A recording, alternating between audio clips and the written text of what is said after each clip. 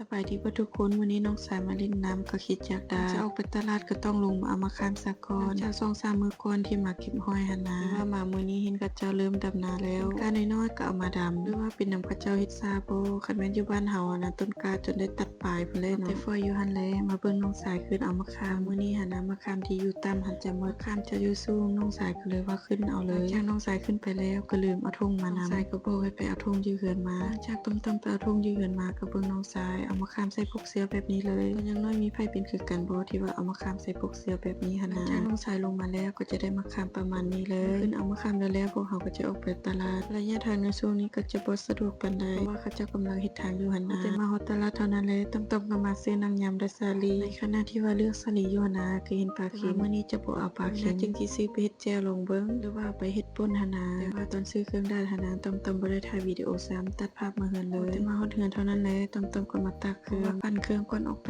ตลาดเด้ๆๆแมวจอมยุงนี่นะจะเฮ็ดเวียกหยังก็อย่าเพิ่นจะมาวนแบบนี้เลยอ้อนเฮาแบบอยากให้เฮายอกหั่นนะจากที่ตักเครื่องแล้วต้มๆก็จะมาซอยน้องสายแบ่งคนละหน้าที่เลยน้องสายจะซอยซีนหมูจากนั้นให้น้องสายมาซอยมะเขือเทศปลาไว้เลยเคียงที่เกียมปลาไว้ก็จะได้ประมาณส่ำนี้จะมีหอมบัวสุกแป้งที่เฮ็ดให้อบปลาจากนั้นก็บ่รอช้ามาเฮ็ดแผ่นแป้งให้อบปลาเลยตัวนี้สามารถเฮ็ดทอดเฮ็ดดาดหรือว่าปิ้งหมูสามชั้นหั่นนะตัวนี้ก็บ่ได้ซื้อเองเขาเจ้าซื้อให้แต่ตอนขึ้นเรือนใหม่พุ่นล่ะตัวนี้หั่นน่ะจะใช้คุ้มค่าขนาดเลยก็ต้องขอบใจคนที่ซื้อให้ต้องก็สิใส่หมกเก่านี่ล่ะที่ว่ามาเฮ็ดดาดหลังจากนั้นก็สิพากันกินเลยเสียดายแต่ว่ากิน2คนคันกินหลายคนให้สิแซ่บกว่านี้เพราะว่าญาติกันกินหลายๆคนหั่นนะบางทีต้มๆเฮ็ดชิ้นดาดโทรหาไผก็บ่มาเลยก็เลยว่าได้กินนำกัน2คนป้าเพิ่นก็บ่กินนำหั่นนะเพราะว่าเฮ็ดผักบัวทอดให้เพิ่นละป้าเพิ่นจะกินแบบง่ายๆแต่ว่าต้องแม่นอาหารของเพิ่นเองคันกินอาหารแปลกหน่อยนึงจะเจ็บท้องโลดบ่แซ่บปานใดน้องสายก็ยังยกโปรให้สำหรับวิดีโอมื้อนี้ก็หมดเพียงส่ำนี้พบกันวิดีโอหน้าเด้อมื้อนี้ต้อมๆบ๊ายบา